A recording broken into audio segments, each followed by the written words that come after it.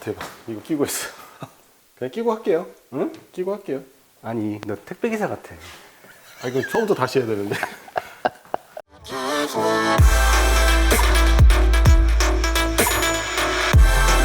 안녕하세요. 위시스 목공TV입니다. 엑시움 CNC를 가지고 오늘도 또 다른 활용법에 대해서 한번 알아보도록 하겠습니다. 오늘 알아볼 활용법은 어떤 건가요? 자, 오늘은 목재에 이렇게 질감 작업을 줄 수 있는 네. 이런 작업을 한번 알아볼 거예요. 그리고 상감 작업하는 것을 한번 같이 해보도록 하겠습니다. 네. 상감과 질감이라고 말씀하셨는데 상감은 뭐고 질감 표현은 뭔가요? 우선 상감 작업은 지난번에도 저희 동영상에 있듯이 목재를 구멍을 파낸다거나 홀을 파내고 거기에 다른 목재를 끼워 넣는 방식으로 하는 게 상감 작업이고요. 네. 그 상감 작업을 지난번에 했던 것과 다른 방식으로 이번에는 진행을 해볼 거예요. 네. 그러니까 지금 저희 엑시움에서 사용하고 있는 그 프로그램을 통해서 네. 좀 쉽고 빠르게 할 수 있는 상감 작업을 해볼 거고요. 네. 질감 작업 같은 경우는 목재 표면에다가 어떤 질감을 줄 수 있는 그런 불규칙한 패턴을 넣는 그런 작업을 한번 해보도록 하겠습니다. 네. 아시겠지만 빠르고 쉬운 도면 작업. 그러면 도면 작업부터 한번 시작을 한번 해보도록 하겠습니다. 네, 보시죠. 네, 그럼 도면을 그리기 위해서 V커브 프로를 실행을 하도록 하겠습니다. 네, 새로운 파일 생성하시고요. 작업 형식은 단일 측면으로 당연히 하시면 되고, 저는 작업물의 크기가 240에 740mm의 12T짜리로 부재로 이렇게 요만한 사이즈로 가공을 해보도록 할게요. 제로 위치는 서페이스로 하시면 되고, XY 원점은 보통 이 정도 사이즈면 좌측 하단을 놓고 많이 작업들을 하실 거예요. 하실 텐데 저는 가운데를 기준점으로 두고 작업을 해보도록 하겠습니다. 확인을 누르시고요. 먼저 사각형을 하나 그려볼게요. 사각형을 이렇게 하나 그리고 요거는 가운데로 정렬을 좀 해놓을게요. 그런 다음에 옆에 공구경로에 들어가셔서 질감 공구경로라고 있습니다. 이 질감 공구경로를 클릭을 하시고 공구를 선택을 먼저 하셔야 돼요. 공구는 보통은 볼 로우즈로만 하시면 됩니다. 사이즈는 크게 상관은 없는데 작은 사이즈일 경우에는 굉장히 작게 파일 거고, 작게 파이니까 시간이 오래 걸릴 거고, 그리고 볼 로우즈가 좀 크면 클수록 좀 러프하게 파일 거고요. 그러면 시간은 조금 더 단축은 될 겁니다. 그래서 원하시는 볼 로우즈 가지고 계신 걸로 뭐 인치 공구나 미리 공구나 상관은 없고요. 선택을 하신 다음에 최대 가공 깊이는 저는 한 4mm 정도, 너무 깊게는 파지 않고 4mm 정도로 하고요. 가공 길이는 5mm 정도, 그리고 최대 겹침은 30%에 겹침은 3mm, 각도는 90도로 할게요. 그러니까 각도는 0도로 하시면 이렇게 될 거고요. 45도로 하시면 이렇게 될 거고요. 90도로 하시면 뭐 이렇게 되겠죠. 그래서 저는 90도로 진행을 해보도록 하겠습니다. 명칭은 원하시는 대로 하시면 되고요. 계산을 눌러보시면 이렇게 이제 가공되는 그 도면이 제작이 됐습니다. 선택 공구 경로 미리 보기를 한번 눌러서 보시면 이런 식으로 가공이 될 거예요. 보이시죠? 이렇게 가공이 될 겁니다. 지금 이거 같은 경우는 일정한 패턴은 없고요. 컴퓨터가 알아서 가공 패턴을 다 잡아줍니다. 그런 다음에 이번에는 안에 있는 상감 작업을 할 수 있는 텍스트를 파도록 할게요. 여기 상감 작업은 텍스트도 상관이 없고 뭐 비트맵도 상관이 없습니다. DXF 파일도 상관은 없고요. 벡터 파일도 상관은 없어서 우선은 제가 텍스트로 가공을 하는 거를 진행을 하도록 해볼게요.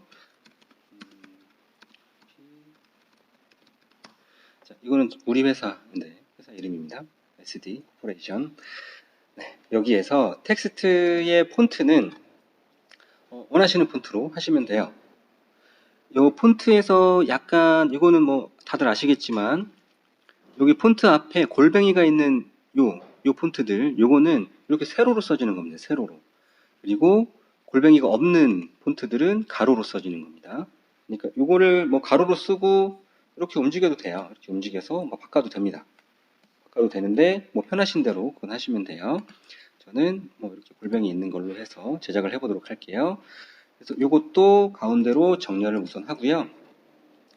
이 텍스트를 크기를 좀 키워 볼게요. 클릭을 하시고 이렇게 마우스로 키우시면 한쪽만 커지는데 쉬프트를 누르시고 키우시면 가운데 점을 기준으로 이렇게 커집니다. 그래서 이 정도 해서 사이즈를 좀 정해 놓을게요. 그런 다음에 이 텍스트를 이번에는 상감 작업을 해보도록 하겠습니다. 자, 요거는 지금 베이스에 있는 부분이에요. 베이스에 있는 부분이어서 포켓으로 상감 작업을 하시면 돼요. 그래서 포켓하고 홀이 있는데 요 홀 같은 경우는 완전히 다 파내는 거고, 그림 보시는 것처럼 포켓은 일부분만 파내는 겁니다. 좀 낮게 파내는 거여서 우선 포켓으로 저는 가공을 하도록 할게요. 포켓을 누르시고 가공 깊이는 저는 한 6mm 정도로 할 거고요. 공구는 이거는 저는 엔드밀 6mm 짜리로 진행을 하도록 할게요. 그리고 계산을 한번 해보도록 하겠습니다. 그러면 지금 보이시는 것 같이 이렇게 이제 공구 경로가 나타났고요. 선택 공구 경로 미리 보기 하시면 이런 식으로 가공이 될 거예요. 닫기. 첫 번째 건 끝났고요. 이번에는 두 번째 상감 작업. 이번에는 그 포켓에 파여진 부분에 상감을 입히는 부분이죠. 입히게끔 작업을 하려면 요 텍스트 하나하나가 다 따로 파여서 요 부분만 남고 나머지가 파이게끔 가공을 해야 되겠죠. 그래서 요거는 보스 상감으로 하시면 되고요. 직선과 계단이 있는데 직선은 그냥 요 딱 사이즈대로만 가공이 되는 거고, 계단은 요 사이즈보다 조금 더 크게 이렇게 가공이 될 수 있는 부분들이 있어요. 계단은 그럼 나중에 설명을 다시 한번 해드리고 우선은 직선으로 가공을 하도록 하겠습니다. 자, 요거를 가공할 그 목재 또한 저는 12T짜리 가공을 할 거고요. 12T짜리에서는 월넛으로 가공을 해보도록 하겠습니다. 그리고 그래서 가공 깊이는 12mm입니다. 관통을 할 거기 때문에 12mm로 놓을 거고요. 공구는 똑같은 6mm짜리로 선택을 할 거고요. 가공 벡터는 당연히 이거는 선택을 할 수는 없습니다. 당연히 이 바깥쪽을 이렇게 가공을 할 거니까요. 그리고 공구 경로에 탭을 이제 추가를 할 거예요. 아무래도 이렇게 가공이 될 거기 때문에 요거가 떨어지겠죠. 그래서 떨어지면 이쪽에서 완전히 떨어지지 않게끔 살짝 묶어놓은 탭을 넣도록 하겠습니다. 자, 탭 편집을 누르시고 원하시는 곳에다가 탭을 이렇게 클릭을 하시면 되는데, 요거는 아까 제가 텍스트로 썼기 때문에 탭을 추가를 할 수 없다고 나오네요. 근데 여기에서 얘를 누르시면 이제 추가를 할 수 있게 됩니다. 네, 이렇게 탭을 추가를 하도록 하겠습니다. 여기 보이시면 요 O자 같은 경우는 요 가운데 부분도 탁 튕겨나갈 수가 있어요. 그래서 여기도 이렇게 추가를 하나씩 해 놓을게요. 여기도 추가해놓고. 네. 그런 다음에 보시면 요 부분 있죠, 요 부분. 요 부분이 지금 너무 공간이 좁아요. 그래서 제가 아까 6mm 비트로 이렇게 6mm 비트로 가공을 할 건데 요 거리가 6mm가 아마 안 나올 경우도 있거든요. 보니까 4mm 정도 나오네요. 그래서 요 4mm는 공구가 들어가지 않기 때문에 요 부분은 별도로 조금 더 얘를 좀 띄워 놓을게요. 이렇게 좀 떨어지도록. 어차피 요거는 밖에서 얘 공구를 이렇게 파인 다음에 공구 경로를 통해서 이렇게 파인 다음에 얘를 따로 넣을 거기 때문에 딱 붙어 있을 필요 없습니다. 그래서 이렇게 놓고 여기도 탭을 편집을 할게요. 잠시만요. 지금 탭이 이렇게만 씌워져 있어서 탭 편집을 추가를 여기를 이렇게 하도록 하겠습니다. 닫기 누르시고 이제 요거를 가공을 이제 할 수 있도록 계산을 먼저 해볼게요. 죄송합니다.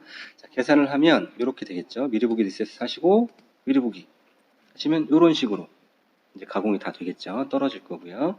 자, 그래서 요거를 가지고 공구 경로를 저장을 하도록 하겠습니다. 자, 첫 번째는 질감 부분. 질감은 아까 볼로우즈로 했기 때문에 따로 저장을 할 거고요. 포스트 프로세서는 엑시옴 HHC CNC 이걸로 공구 경로를 저장을 하도록 하겠습니다.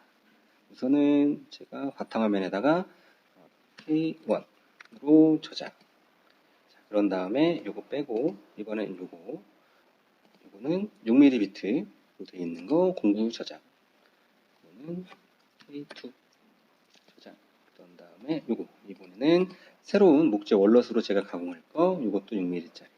이것도 엑시옴 HHC CNC로 공구 저장 K3 저장. 이렇게 하시면 저장은 됐고요. 이제 이걸 가지고 바로 가공을 진행을 해보도록 하겠습니다.